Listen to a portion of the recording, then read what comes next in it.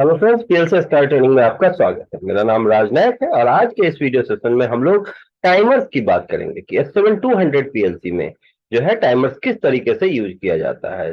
जो माइक्रोवेव जो programming software है उसमें टाइमर्स को हम किस तरीके से यूज करते हैं, क्या है ये टाइमर और इसकी जरूरत हमें क्यों पड़ी, एक एक डिटेल में प्रैक्टिकली आपको बताया जाएगा। बट उससे पहले अगर आपने मेरा चैनल सब्सक्राइब नहीं किया तो प्लीज चैनल सब्सक्राइब कर लीजिए और बेल आइकन प्रेस करना बिल्कुल मत भूलिएगा, क्योंकि नोटिफिकेशन आपको वहीं से मिलेगा जब भी मैं कोई नया वीडियो अपलोड करूंगा। तो शुरू करते हैं।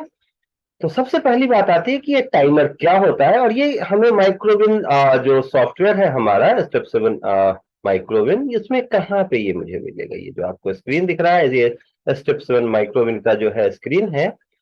इसमें आप जब जाएंगे इंस्ट्रक्शन ट्री में, यहाँ पे लेफ्ट साइड में आपको इंस्ट्रक्शन मिलेगा। आप अगर इस कर्सर को फॉलो कर रहे हैं तो देखेंगे इसमें इंस्ट्रक्शन ट्री है। यहाँ पे इंस्ट्रक्शन ट्री में सबसे नीचे आपको यहाँ टाइमर्स लिखा हुआ है। इस पे क्लिक करते हैं तो यहाँ आपको टाइमर इंस्ट्रक्शंस मिलेंगे।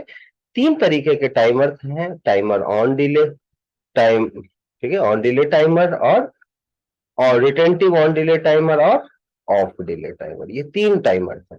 इसके अलावा ये दो टाइमर और हैं हमारा, beginning capture beginning interval timer है और कॉल कैप्चर इंटरवल टाइमर। तो ये दो तरीके के टाइमर्स हैं जिनके डिस्कशन हम बाद में करेंगे, क्योंकि ये इंटरवल टाइमर्स हैं।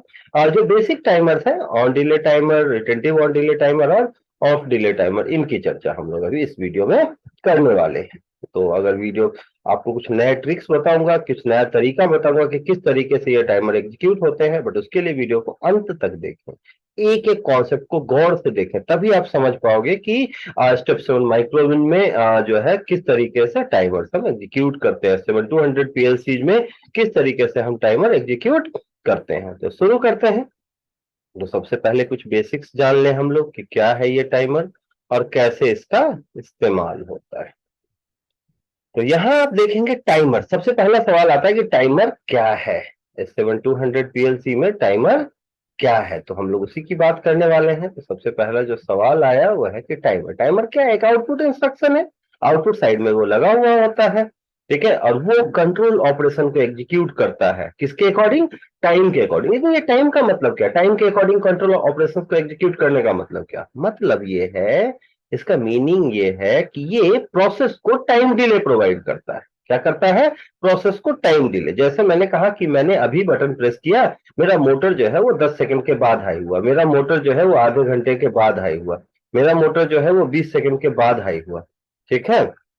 तो ये जो प्रोसेस है, जो टाइम डिले प्रोवाइड करने का प्रोसेस है, इसे हम लोग कहते हैं कि ये टाइमर का प्रोसेस है। Timer are used to provide time delay. कभी कभी ऐसा भी हो सकता है कि आपने स्टॉप किया बट आपका मोटर तुरंत स्टॉप नहीं हुआ, वो 10 सेकंड के बाद स्टॉप होगा, वो 20 सेकंड के बाद स्टॉप होगा, वो आधे घंटे के बाद स्टॉप होगा। तो स्टॉप करने के बाद, तो ये अलग अलग तरीके के हैं। कभी हमें बटन स्टार्ट करने के बाद जो है वो प्रोसेस में टाइम डिले होता है, कभी हमें स्टॉप करने के बाद प्रोसेस में टाइम डिले होता है। जो स्टार्ट करने के बाद टाइम डिले होता है that is called on delay time, ठीक है।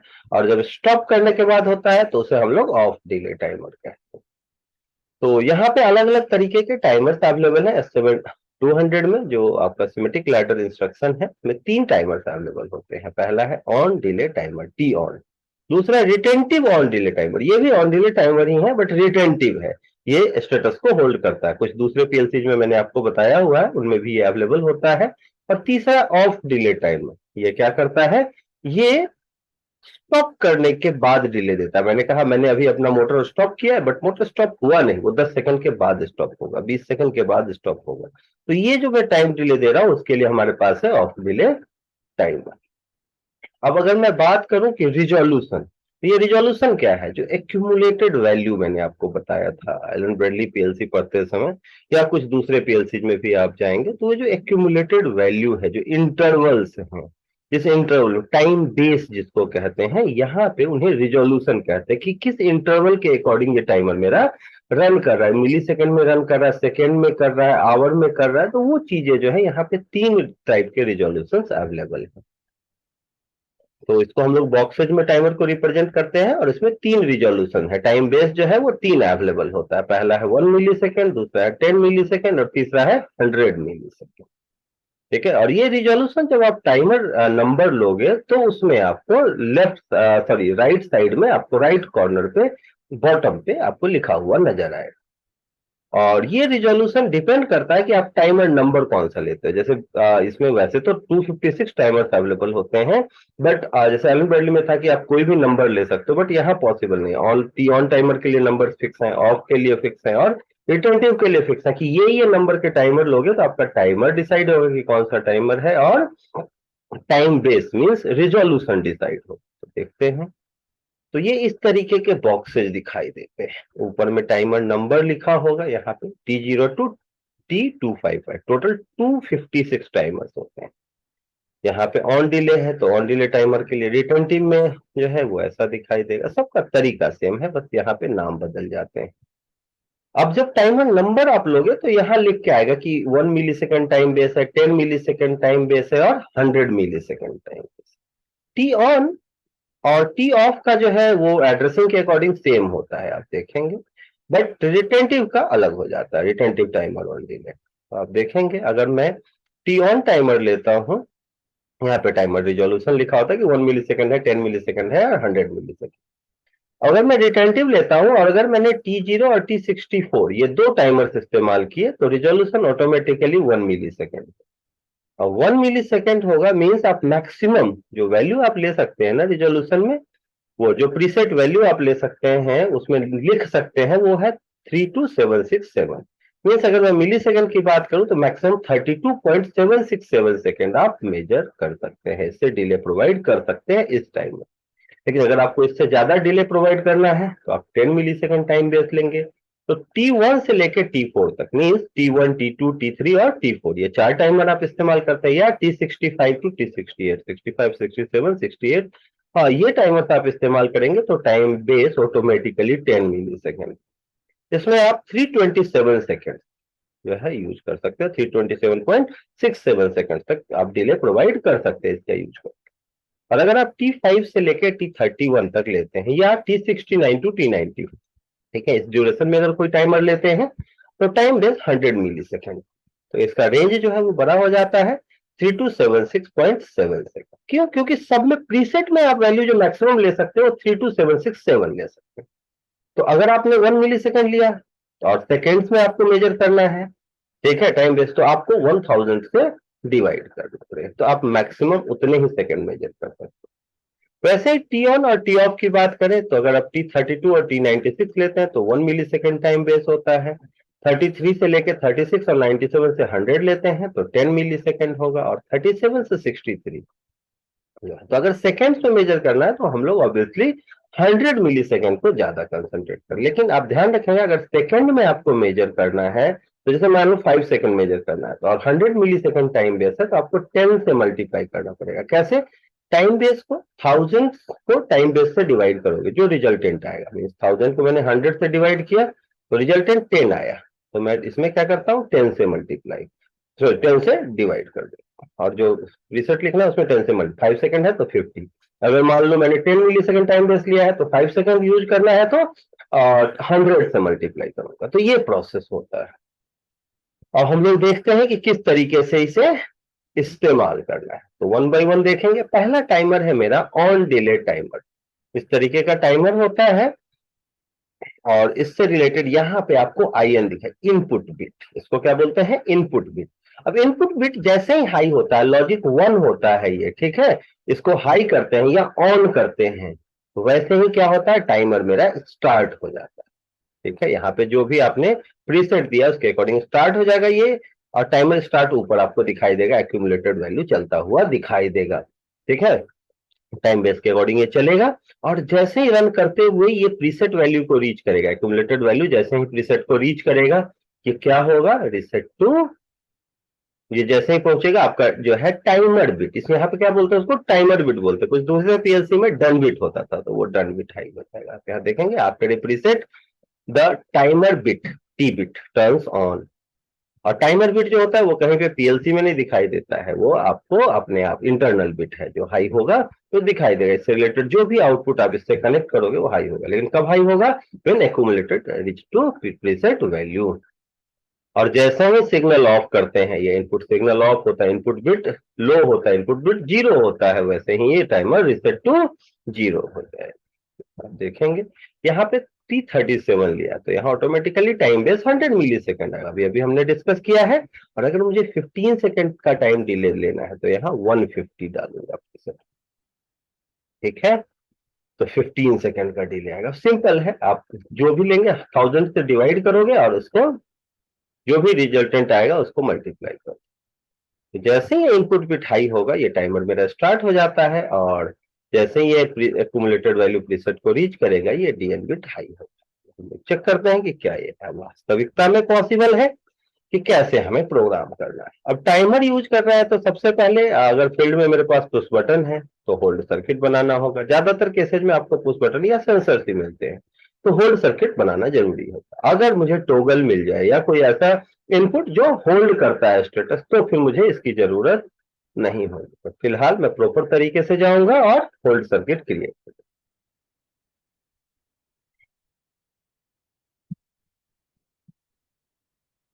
मैंने इनपुट ले लिया, का नाम रखा,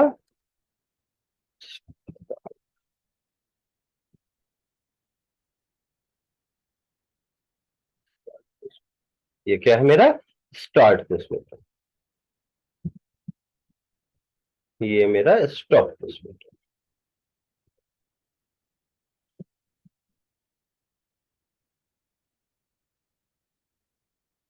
और ये मैंने बाइनरी मेमोरी बिट इस्तेमाल कर लिया, इसको कुछ पीएलसी में बाइनरी बिट भी बोलते हैं। ये क्या है, स्टोरेज डिवाइस है, हम स्टोर करते हैं। हमने ले लिया, यहाँ लिख सकते हो कि ये क्या है मेरा मेमोरी जीरो, पहला है तो जीरो मेमोरी बिट है, ये होल्ड कर दिया। जैसे ही स्टार्ट पुश बटन हाई होगा ये मेमोरी बिट हाई हो जाएगा और ये अगले रंग में सिग्नल को पास करेगा जहां पे टाइमर इससे कनेक्टेड। अब मैंने ऑन टाइमर यहाँ इस्तेमाल किया। ऑन टाइमर के लिए मुझे टाइमर ढूंढना होगा, कहाँ पे है ये, इंस्ट्रक्शन में। आपको इंस्ट्रक्शन ट्री जो दिख रहा है इसमें नीचे आपको दिखाई देगा, टेबल के नीचे यहाँ टाइमर है। पहला टाइमर मेरा ऑन टाइम सेलेक्ट किया मैंने और ऑन टाइमर पे क्लिक किया, आ गया। अब आप देखेंगे कि यहाँ एड्रेसिंग क्या लेना है। अगर आप भूल जाओ कि कौन सा टाइमर का क्या टाइम बेस है तो आप यहाँ कर्सर ले जाते हो तो यहाँ लिखा हुआ नजर आ जाएगा कि 100 मिली सेकेंड है 3763, ठीक है, या अलग अलग का है। जैसे अगर 1 मिली सेकेंड टाइम बेस चाहिए तो T32 T96, तो आप जो भी यहाँ पे लिखोगे, जैसे मैंने यहाँ T37 लिखा, अब जैसे मैं एंटर करूंगा आप देखेंगे यहाँ टाइम बेस आ गया 100 मिली। अगर मैं यहाँ T32 लिखता हूँ तो आप देखेंगे 1 मिली सेकेंड टाइम बेस है। तो जो भी आपको टाइम बेस चाहिए उसके अकॉर्डिंग आप काम कर सकते हो। आसानी के लिए कि रेंज काफी बड़ा है टाइमर का, अगर सिक्वेंशियल प्रोसेस हो तो काफी सारे टाइमर्स इस्तेमाल करने, तो मैं T37 लेना प्रीफर करता हूँ अगर सेकेंड्स में टाइम डिले है। लेकिन अगर मिली सेकेंड या 10 मिली सेकेंड का टाइम डिले हो कहीं भी तो आप जो है दूसरे टाइमर्स इस्तेमाल करेंगे, ठीक है, जो यहाँ पे अवेलेबल है। अब 100 मिली सेकेंड टाइम बेस है तो मुझे यहाँ अगर मान लो 5 सेकंड का टाइम डिले है तो मैं यहाँ 5 into 10 रखूंगा। 10 सेकंड का है तो 10 into 10 मीन्स 100 लिखना। अब टाइमर के पास जो है वो बिट्स जो है वो दो होते हैं। कौन कौन से बिट है भाई, तो पहला जो बिट है वो है टाइमर बिट। इसमें एक ही तरीके का बिट है, बट हमने दूसरे पीएलसी में देखा था कि टाइमर टाइमिंग बिट जैसा भी कुछ है, तो उसको कैसे एग्जीक्यूट करेंगे ये चीज भी मैं आपको बताऊंगा, बट ध्यान से देखते रहना। मैं ऑफ टाइमर में भी आपको बताऊंगा कि कैसे टाइमर टाइमिंग बिट इस्तेमाल करते हैं। तो यहाँ सिंपली कुछ करना नहीं होता है, ये जो टाइमर बिट होता है किसी भी एनओ किसी भी एनसी के ऊपर आप टाइमर का एड्रेसिंग लिख दो। ये टाइमर बिट जब भी हाई होगा, जब भी एक्यूमुलेटर प्रीसेट को रीच करेगा तो वैसे ही ये हाई हो जाएगा। और यहाँ मैंने आउटपुट जोड़ दिया, यहाँ लिख देता हूं ये क्या है, टाइमर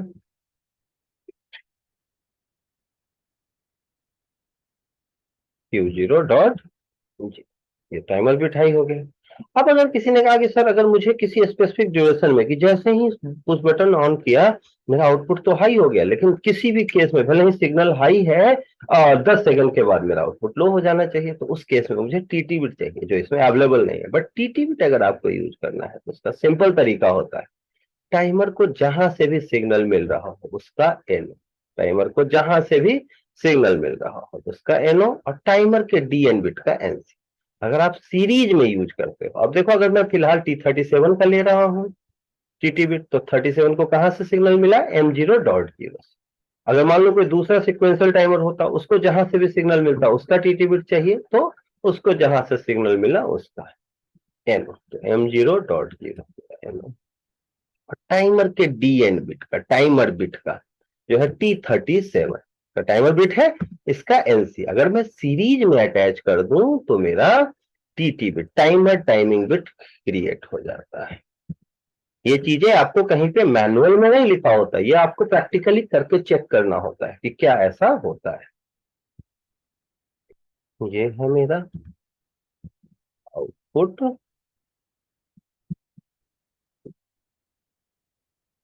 आउटपुट 0 है, सॉरी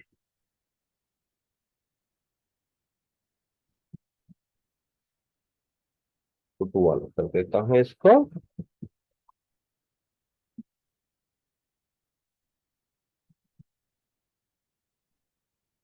अब ये सिंपल है कि जो ये टाइमर है मेरा, इसको जैसे ही सिग्नल मिलेगा, ऑन टाइमर की प्रॉपर्टी होती है, हमने पास काफी पहले भी पढ़ा है कि जैसे ही इसका बिट हाई होगा, इनपुट बिट, वैसे ही टाइमर मेरा स्टार्ट हो जाएगा। जैसे ही इनपुट स्टार्ट बटन हाई करूंगा, टाइमर स्टार्ट हो गया। स्टार्ट मीन्स ये चलना शुरू कर देगा, एक्यूमुलेटर जो है वो स्टार्ट हो जाएगा। और जैसे ही सिग्नल ऑफ करूंगा, लो होगा, वैसे ही ये रिसेट टू 0 हो जाता है। मैंने कहा ठीक है, पहले चेक करते हैं। तो सबसे पहले मैंने प्रोग्राम को चेक किया कि कोई एरर तो नहीं, 0 एरर। देन आफ्टर मैं एक्सपोर्ट कर दूं। कोड में गया, डेस्कटॉप पे मैंने एक फाइल बना रखा है, तो आप कहीं भी इसको सेव कर सकते हो। तो मैंने सीमेंस प्रोग्राम के नाम से एक फाइल बनाया हुआ है, मैं सारे प्रोग्राम्स वहीं सेव करता हूँ। तो यहाँ मैंने टी ऑन टाइमर के नाम से सेव कर दिया। .awl फाइल फॉर्मेट होगा, पहले भी मैं आपको बता चुका हूँ। मैंने ओके कर दिया। अब मैं गया सिमुलेटर, सिमुलेटर मेरा ओपन है ऑलरेडी। ये सब तरीका आप जानते हैं कि कैसे सिमुलेटर ओपन करना है। अब यहाँ मैं प्रोग्राम में जाके मैंने प्रोग्राम को लोड किया, लोड करके मैंने यहाँ सीमेंस प्रोग्राम में टी ऑन के नाम से सेव किया है, ढूंढूंगा टी ऑन .awl।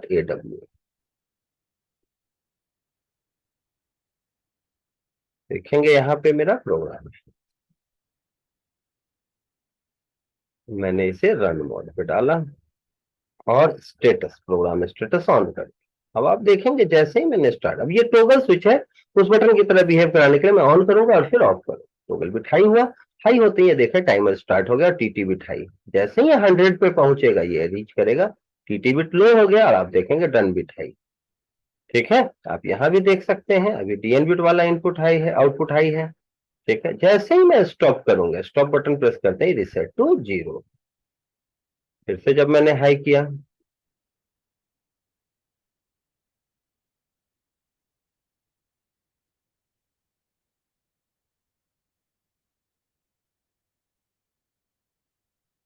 ठीक है, और जैसे ही मैंने फिर से रिसेट किया, रिसेट टू 0। अब अगर आपने कहा कि सर टाइमर को अगर मुझे रिपीट करना हो, तो क्या करूंगा। तो रिपीट करने के लिए क्या होता है कि टाइमर के डीएन बिट से टाइमर को आप रन करा देते हैं। अगर मान लो कोई दूसरा टाइमर है तो उसके डीएन बिट से रिपीट करा सकते हो। ठीक है, तो रीसेट कॉइल का आप यूज करते हैं रिपीट करने के लिए, या टाइमर के पहले टाइमर के डीएन बिट के एनसी का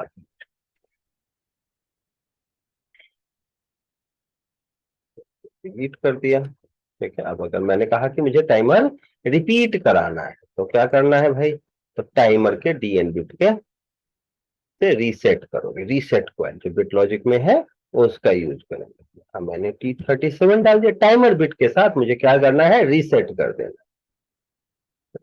T37, अब कितने बिट्स रीसेट करने हैं, रीसेट पढ़ाते समय मैंने आपको बताया था कि जितने भी बिट हैं, अगर मैंने यहाँ 1 लिखा तो ये T37 को रीसेट करेगा। अगर मान लो 2 टाइमर मुझे रीसेट करने सेम इनपुट से, तो यहाँ मैं 2 लिख दूंगा, तो T37 और T38 दो को रीसेट करेगा।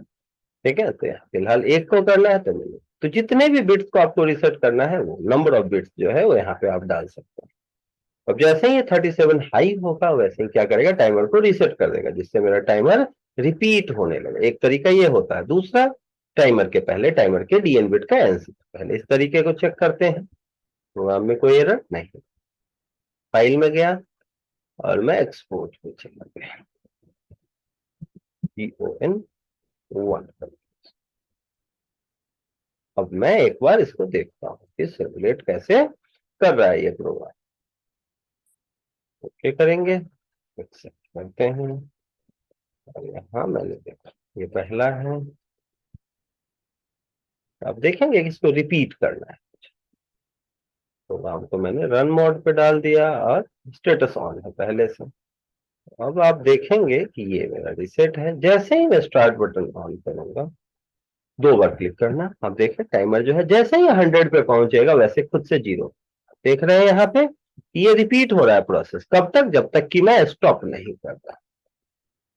आप इस तरीके से रिपीट कर सकते हैं। रिपीट करने का एक दूसरा तरीका, और कभी भी प्रोग्राम डाउनलोड करने के लिए स्टॉप मोड में जाना बिल्कुल मत भूलिए।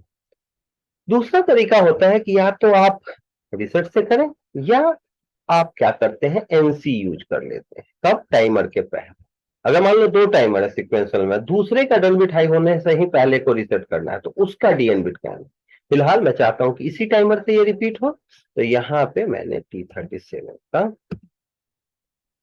जो है ये आउटपुट, ये एनसी ले लिया टाइमर के आगे। टाइमर का जो है टाइमर बिट का एनसी यहाँ पे इस्तेमाल कर लिया। अब आप देखेंगे कि कैसे काम हो रहा है, कैसे मेरा टाइमर रिपीट हो रहा है। एक्सपोर्ट किया,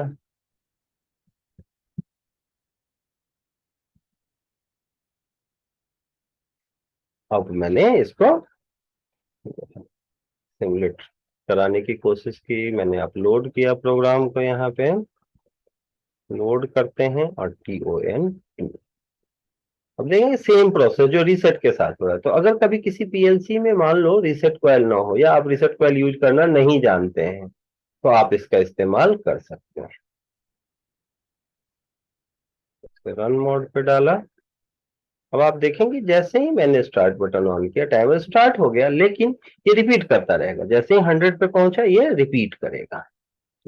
कब तक? जब तक कि मैंने रिसेट नहीं किया। जैसे मैं रिसेट करूंगा ये रिसेट हो जाएगा, स्टॉप करूंगा वैसे ही ये रिसेट हो जाएगा। तो रिपीट करने के लिए आप रिसेट बिट का यूज कर सकते हैं, रिसेट इंस्ट्रक्शन का यूज कर सकते हैं जो बिट इंस्ट्रक्शन में आपको मिलेगा, ठीक है, या आप टाइमर के पहले टाइमर के डीएन बिट का एनसी यूज कर सकते हैं। अब अगर इस प्रोसेस को रिपीट कराना है मुझे लगता है अब ये बेसिक इंस्ट्रक्शंस आप समझ गए होंगे।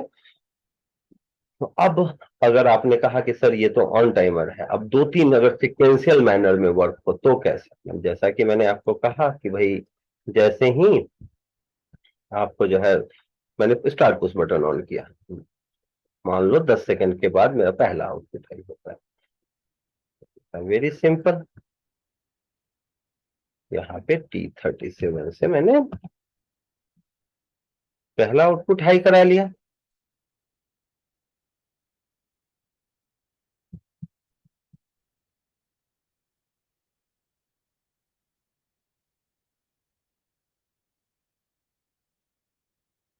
फिर बताया कि जैसे ही पहला आउटपुट हाई हुआ उसके 5 सेकंड के बाद दूसरा आउटपुट हाई। So simple.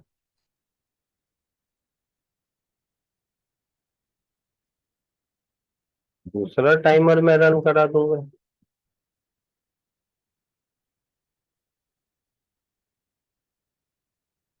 तो ये सिक्वेंशियल प्रोसेस है। दूसरे टाइमर की एड्रेसिंग मैंने T30 है, T39 ऐसे मैंने बताया था कि काफी नंबर्स ज्यादा है, दैट्स वाई मैं इसका इस्तेमाल करता हूँ। अगर सेकेंड्स में है तो 5 सेकंड बोला है तो 10 से मल्टीप्लाई करें। क्यों? क्योंकि टाइम बेस 100 मिली सेकेंड, और बोला कि 5 सेकंड के बाद दूसरा आउटपुट मेरा हाई हो रहा है, तो मैंने यहाँ पे दूसरा आउटपुट लगा दिया। दूसरे टाइमर का टाइमर भी ऑन कर दिया, T38।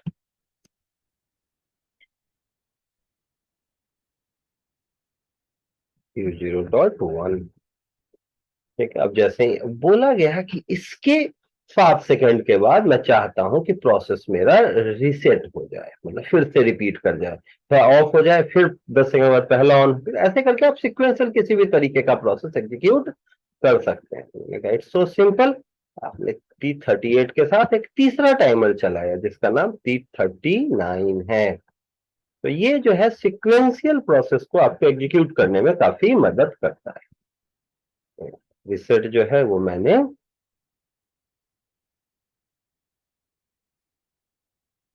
7 सेकेंड है तो 70 ले लिया।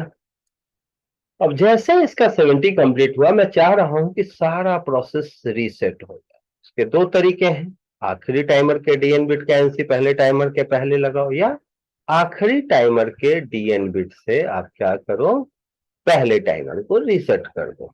तो दोनों तरीके ओके हैं, तो मैंने T39 से क्या किया, रीसेट कर दिया।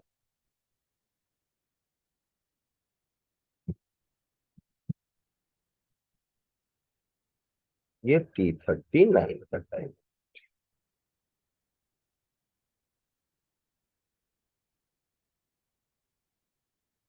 हाँ मैंने आउटपुट, सॉरी आउटपुट नहीं, क्या करना है मुझे, रिसेट करना है। तो मैंने रिसेट बिट ले लिया। किसको रिसेट करना है, T37। अगर मान लो मुझे दो तीन को रिसेट करना होता 37 38 को, तो यहाँ 2 लिखूंगा। ठीक है, अगर एक को करना है तो 1। ये सारा प्रोसेस जो है वो रिपीट हो जाएगा। एक बार चेक कर लेते हैं कि कोई दिक्कत, कोई एरर तो नहीं। एरर 0 है, तो इसको क्या किया, मैंने एक्सपोर्ट, और एक्सपोर्ट किया टी ऑन एग्जाम्पल के नाम से। अब मैं सिमुलेट कराता हूं प्रोग्राम को मेरा रन मोड में। स्टॉप किया पहले पीएलसी को। कभी भी अपलोड करने के लिए, जो प्रोग्राम लोड करते हैं उसके लिए, जब कभी भी प्रोग्राम आप पीएलसी में डालोगे, एक्चुअल पीएलसी भी आपके पास हो, तो आपका पीएलसी और स्टॉप मोड में होना जरूरी है। तो टी ऑन एग्जाम, ये रहा हमारा, ओके कर दिया मैंने। अब आप देखेंगे कि ये सिक्वेंशियल एग्जाम्पल है कि कैसे ये रन करता है।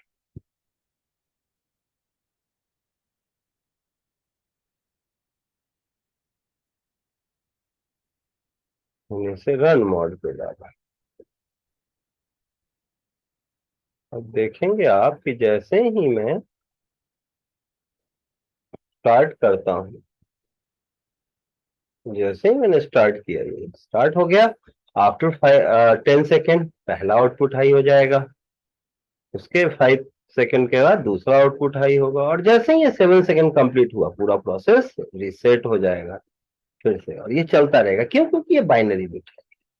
और कब तक चलता रहेगा, जब तक कि आप स्टॉप नहीं। तो ये था एग्जांपल। इस तरीके से आप ऑन टाइमर का यूज कर सकते हैं। अलग अलग कंडीशंस होंगे।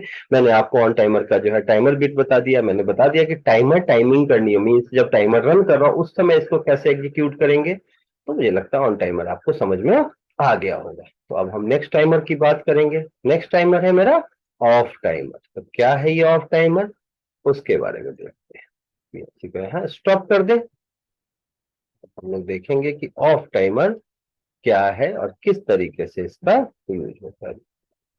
तो उससे पहले रिटेंटिव ऑन डिले टाइमर, ये भी ऑन डिले टाइमर ही होता है, बट इसमें और ऑन टाइमर में क्या डिफरेंस है। ये जो है रिटेंटिव है, नाम से ही क्लियर है क्या, रिटेंटिव, रिटेन करता है ये किसको, स्टेटस को। ठीक है, किसके स्टेटस को, एक्यूमुलेटेड वैल्यू के स्टेटस को। हमने इससे पहले भी पढ़ा है इसके बारे में। तो ये एक्यूमुलेटेड के स्टेटस को रिटेन करता है, मींस अगर आपने सिग्नल ऑफ भी कर दिया, स्टॉप बटन प्रेस भी कर दिया है, तब भी ये स्टॉप कर देगा। ठीक है, तो इसका यूज आप हर जगह कर सकते हैं। ये बिल्कुल ऑन टाइमर की तरह होता है। इसके सारे इंटरनल बिट्स जो है वो ऑन टाइमर की तरह काम करते हैं, सब कुछ, सारी प्रॉपर्टी जो मैंने अभी अभी ऑन टाइमर बताया सब काम करता है। बस एक ही इसमें एक्स्ट्रा फीचर है, वो है रिटेंटिव। नाम से क्लियर है, रिटेंटिव ऑन डिले टाइमर। ये होल्ड करता है एक्यूमुलेटर के स्टेटस को even if power supply goes off. Means अगर आपको कभी मेंटेनेंस में जरूरत है इसकी कि कोई मोटर है आपका, अभी आपने जो है 10 सेकंड चला है, फिर 20 सेकंड चला है, फिर 50 सेकंड चला है, आपने कहा कि जब ये जो है आपका 50 सेकंड कंप्लीट हो जाए, 30 second complete, sorry 30 minutes complete हो जाए, देन आफ्टर आपको इसको स्टॉप करना है परमानेंटली। तो आप थोड़ी थोड़ी देर पे चला रहे हैं उसको, तो उसके लिए आपको होल्ड करना होगा कि आप जब 3 सेकंड चला के रोक लिया आपने, फिर अगली बार जब चले तो 4th सेकंड से स्टार्ट हो, फिर 10 सेकंड पे रुक गया तो फिर अगली बार 11 से स्टार्ट हो। तो इसके लिए आपको रिटेंटिव टाइमर की जरूरत होती है कि ये क्या करता है, होल्ड करता है। आप पढ़ सकते हैं यहाँ, द रिटेंटिव टाइमर जो है functions in a similar manner on delay timer की तरह। और ऑन डिले टाइमर की तरह इसके जो है जब भी इनपुट बिट हाई होता है तो ये स्टार्ट होता है, बट ये रिटेन करता है, does not reset when the input turns of. Input जब ऑफ होता है तो ये रीसेट नहीं होता है। इसको रीसेट करने के लिए आपको अलग से रीसेट कॉइल की जरूरत होती है, तो ये हम ध्यान रखेंगे। एग्जाम्पल बिल्कुल सिंपल है, जैसे ऑन टाइमर, अब बस एड्रेसिंग बदल जाती है। तो देखते हैं कैसे इसका यूज करना है हमें। तो बाकी चीजें सेम रहेंगी, यहाँ मैंने टाइमर बदल दिया। अब मैं टाइमर इंस्ट्रक्शन में आता हूं और अगला है मेरा retentive timer on delay timer retentive, cursor ले गए। अब इसमें देखो, अगर 100 मिली सेकेंड टाइम चाहिए तो T5 से T30, रेंज काफी बड़ा है। बाकी भी आप इस्तेमाल कर सकते हैं, बट टाइम बेस बदल जाता है। तो मैंने पहला ले लिया T5। अब यहां अगर मुझे मान लो 20 सेकंड के लिए चाहिए तो मैंने 200। क्यों ज्यादा ड्यूरेशन रखा है? क्योंकि मुझे बार बार स्टॉप करके चेक करना है। अब इसका जो टाइमर बिट होता है वो हमारा सिंपल T37, एड्रेसिंग किसी एनओएनसी के ऊपर ले लेते हैं। बाकी टाइमर्स मैंने हटा दिए हैं। अब मुझे रीसेट करना है, कभी भी स्टॉप करने से ये स्टॉप नहीं होगा। तो इसको ऑफ अगर कभी करना है तो स्टॉप करने के बाद आपको अलग से रीसेट कॉइल की जरूरत है। तो I0.2 इनपुट 2 ले लिया, किसके लिए? स्टॉप के लिए।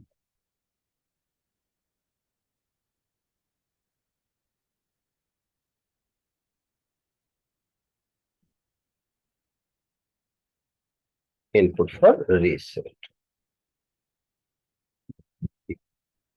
ओके, किसके लिए? T5 को रीसेट करने के लिए। तो यहाँ मैंने रीसेट कॉइल है, बिट लॉजिक में आप जाएंगे तो आपको रीसेट कॉइल दिखाई देगा। आपने यहाँ लिख दिया T5, और एक बिट को करना है तो एक, अगर दो टाइमर्स को करना होता है तो दो। ठीक है, तो जितने भी टाइमर्स चाहिए तो उसके रीसेट बिट से आप उसको रीसेट कर सकते हैं। तो ये इसका फीचर है। ठीक है, सिंपल बिल्कुल ऑन टाइमर की तरह, बट एक्स्ट्रा क्या हो जाता है, ये होल्ड करता है स्टेटस को, रिटेन करता है। तो एक बार चेक कर लेते हैं, कोई एरर तो नहीं है। और यहाँ आ गए एक्सपोर्ट में,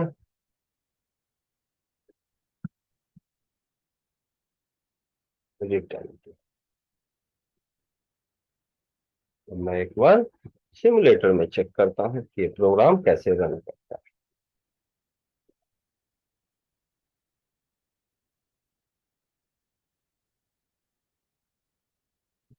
COLR रिटेंटिव है। इसका भी जो टाइमर टाइमिंग है बिल्कुल ऑन की तरह होगा, तो उसको अलग से बताने की जरूरत नहीं। अगर कभी जरूरत हो तो आप सिंपल टाइमर को जहां से सिग्नल मिले उसका NO और टाइमर के DN बिट का NC आप इस्तेमाल कर सकते हैं। तो रन मोड पे डालता हूँ मैं प्रोग्राम को, प्रोग्राम स्टेटस ऑन है। अब जैसे ही मैंने सिग्नल हाई किया, आप देखेंगे टाइमर स्टार्ट हो गया, लेकिन जैसे ही मैं स्टॉप करूंगा तो 43 पे रुक गया है। ठीक है, स्टॉप करने के बाद जीरो नहीं हुआ। ऑन टाइमर में क्या होता था, जीरो हो जाता था, रीसेट हो जाता था, बट यहाँ जीरो नहीं हुआ। फिर जब मैं स्टार्ट करूंगा तो देखिए फिर से स्टार्ट हुआ, और जब मैं स्टॉप करूंगा तो फिर ये स्टॉप। ठीक है, बाकी इसका जो टाइमर बिट है वो 200 पर जब ये कंप्लीट होगा तभी चलेगा। देखेंगे जब मैंने स्टॉप किया तो फिर स्टॉप। अब आप देखें कि जब ये 200 पे रीच करता है तो इसका जो है ये DN बिट हाई हो जाता है। ओ सॉरी, यहाँ T37 रह गया, इसको मैं चेंज कर लेता हूँ एक बार।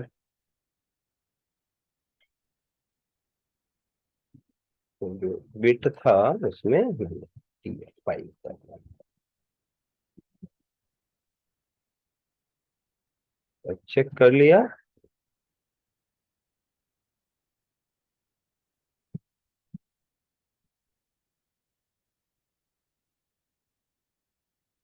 तो दोबारा से सेव कर दिया।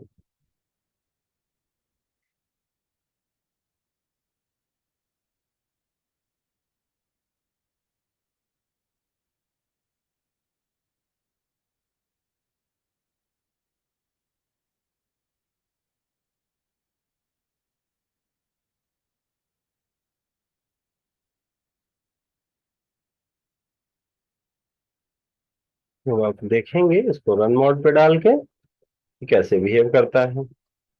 जैसे ही मैंने स्टार्ट किया, आप देखिए टाइमर स्टार्ट हो गया। जब स्टॉप करता हूँ तो स्टेटस को रिटेन करता है। फिर स्टार्ट किया, वो स्टार्ट हो गया। कभी भी जब मैं स्टॉप करूं तो स्टॉप हो जाता है, बट स्टेटस जीरो नहीं होता, ये कभी रीसेट नहीं होता। रीसेट करने के लिए क्या करना पड़ेगा वो देखते हैं। ये चलता जाएगा। और सीमेंस के टाइमर्स में एक चीज का ध्यान रखना, स्टॉप बटन जरूर लेना, आप रिसेट कॉइल जरूर लेना अगर स्टॉप काम नहीं कर, जैसे रिटेंटिव है तो। अब आप देखेंगे डीएन बिट आपका हाई हो चुका है। अब रीसेट करना है तो स्टॉप करने के बाद आप जो है इसको अलग से रीसेट करें। तो एक इंस्ट्रक्शन आपको, एक्सटर्नल इंस्ट्रक्शन आपको लेना पड़ेगा जब आप कभी भी इसको रीसेट टू जीरो करना चाहते हैं। तो ये एक बेसिक प्रोसेस है। टी ऑन और रिटेंटिव एक ही जैसा बिहेव करता है। अब हम लोग आते हैं ऑफ टाइमर की। ऑफ टाइमर भी क्या है, जैसा कि हमने डिस्कस किया ही है पहले, अभी अभी बताया है आपको कि ऑफ टाइमर किस तरीके से काम करता है, इसको देखते हैं। तो ऑफ डिले टाइमर, इसको हम ऑफ टाइमर भी बोलते हैं, ठीक है, या टाइमर ऑफ डिले भी। ये क्या करता है, ये जैसे ही आप स्टॉप करते हैं बटन को, देन आफ्टर ये प्रोसेस को टाइम डिले प्रोवाइड करता है। इनपुट जब ऑफ होता है तब टाइम डिले प्रोवाइड करता है। और इसका जो बिट होता है, जो इसका इंटरनल बिट है, टाइमर बिट, ये कैसे हाई होता है कि जैसे ही आपने इसको स्टॉप किया, ठीक है, जैसे ही आप क्या करेंगे, इसको स्टॉप करेंगे, ठीक है, उसके बाद हाई नहीं होता। जैसे ही आपने सिग्नल दिया तब ये हाई होता है, टाइमर पहले से डन होता है ये। जब आप स्टॉप करेंगे तब भी हाई रहेगा। और कब तक हाई रहेगा, जब तक कि आप इसको जो है एक्यूमुलेटर प्रीसेट को रीच ना कर ले। एक्यूमुलेटेड वैल्यू जो है वो प्रीसेट वैल्यू को रीच ना कर ले। रिजोल्यूशन इनके भी उसी तरीके से है जैसा कि हमने पहले डिस्कस किया हुआ है। तो आप देख सकते हो कि कैसे काम करता है ये। अब इसको रिपीट की जरूरत नहीं होती, ऑफ टाइमर है ये। यहाँ पे ऑफ टाइमर इस्तेमाल किया,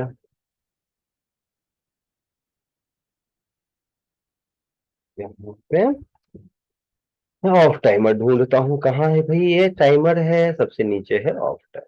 इसकी एड्रेसिंग लेनी है। तो मैंने देखा कि 100 मिली सेकंड के लिए T37 से 63 तक। सेम आपने यहाँ पे T37, और यहाँ मुझे टाइम बेस देना है। तो अगर 10 सेकंड का चाहिए डिले तो 100 का डीएन बिट चाहिए, तो T37, ठीक है। ये डीएन बिट, इसका जो डन बिट है, इसका भी टाइमर बिट है। वो क्या होता है, जैसे सिग्नल मिला टाइमर बिट हाई हो गया, ठीक है। और जब स्टॉप किया आपने तब भी ये टाइमर बिठाई ही रहेगा। कब तक, जब तक कि सिग्नल जो है आपका जो टाइमर है ऑफ ना हो जाए, क्योंकि टाइमर तो स्टॉप करने के बाद रन कर रहा है। अब आपने कहा सर अब मैं चाहता हूं कि जब मैंने स्टॉप किया उसके बाद एक बिट आई, सिर्फ उतनी देर के लिए स्टॉप करने के बाद आई, तो वो बिट तो इसमें होता नहीं है। बट मैं जो है आपको बता सकता हूँ कि कैसे करना है। इसीलिए मैंने बताया था कि वीडियो को अंत तक देखेंगे तो आप जानेंगे कि ऑफ टाइमर का भी कैसे बिहेव करता है। ऑन टाइमर में जो आपने टाइमर टाइमिंग बिट लिया, जस्ट इसका अपोजिट हो, क्या होगा भाई। तो यहाँ, वहां ऑन टाइमर में आपने लिया था टाइमर के डीएन बिट का, टाइमर को जहां से सिग्नल मिला उसका एनओ। तो यहाँ टाइमर के डीएन बिट का एनओ, जहां जो उसका वहां पे एनओ लिया था वो एनसी हो जाएगा, और जो एनसी लिया था वो एनओ। और टाइमर का जो है यहाँ से सिग्नल मिला है, तो यहाँ कहाँ से सिग्नल मिला, जहां से भी, अगर इनपुट डायरेक्टली जुड़ा हुआ है तो इनपुट की एड्रेसिंग लेते, तो उसका एनसी। अगर मैंने सीरीज में अटैच कर दिया तो ये कैसा बिहेव करेगा भाई, ये बिहेव करेगा टाइमर टाइमिंग बिट की तरह, Q0.1। मुझे लगता है अब आप समझ रहे होंगे कि इसका टाइमर टाइमिंग बिट कैसे काम करता है। ऑब्वियसली स्टॉप करने के बाद काम करता है।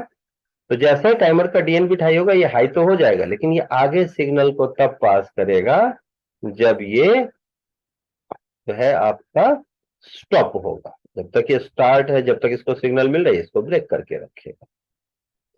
ये है पूरा प्रोसेस। मैंने कहा ठीक है, एक बार चेक कर लेते हैं। चेक करने के लिए आपने एक्सपोर्ट किया, और एक्सपोर्ट के लिए आपको सेव करना पड़ेगा। मैंने लिख दिया टी ऑफ। अब मैं गया सिमुलेटर पे, मैंने लोड किया प्रोग्राम।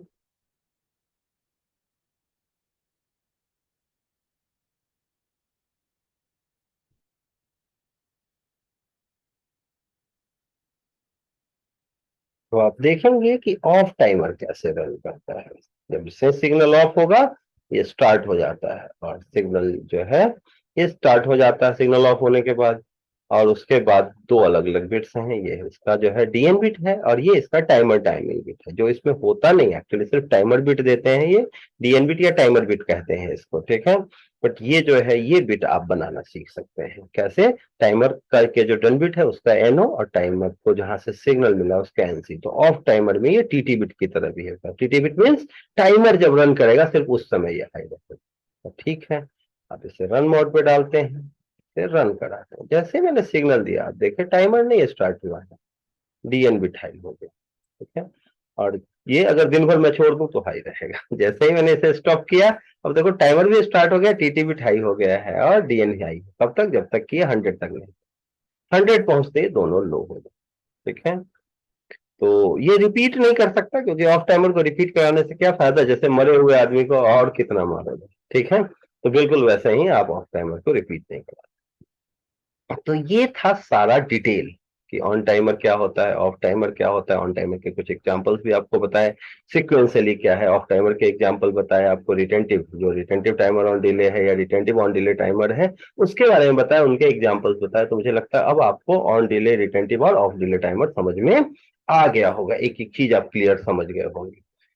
अब अगर इस वीडियो से रिलेटेड कोई भी क्वेरी हो तो कमेंट सेक्शन ओपन है, आप कमेंट कर सकते हैं। कोई भी जानकारी चाहिए तो आप जो है स्वतंत्र है कमेंट करने के लिए। किसी नई टेक्नोलॉजी के बारे में कुछ जानकारी चाहिए तो आप कमेंट कर सकते हैं, ठीक है। कुछ भी आप जानना चाहते हैं तो आप कमेंट सेक्शन में कमेंट कर सकते हैं। अगर आप मुझसे डायरेक्टली कांटेक्ट करना चाहते हो तो स्क्रीन पे आपको मेरा कॉन्टेक्ट नंबर और ईमेल आईडी दिख रहा है। आप मुझे व्हाट्सएप या कॉल के थ्रू कांटेक्ट कर सकते हो, या आप मुझे मेल कर सकते हो, ठीक है। अगर आप हमारा ऑनलाइन ऑफलाइन ट्रेनिंग भी ज्वाइन करना चाहते हैं तो आप कांटेक्ट डायरेक्टली मुझसे कर सकते हैं। आप आके मिलना चाहें तो न्यू दिल्ली लक्ष्मी नगर में हमारा ऑफिस है, आप मिल सकते हो। पहले आप अपॉइंटमेंट ले लो कॉल करके, देन आफ्टर आप आके। तो इस वीडियो के लिए इतना ही, मिलते हैं नेक्स्ट वीडियो में। वीडियो को अंत तक देखने के लिए थैंक यू वेरी मच।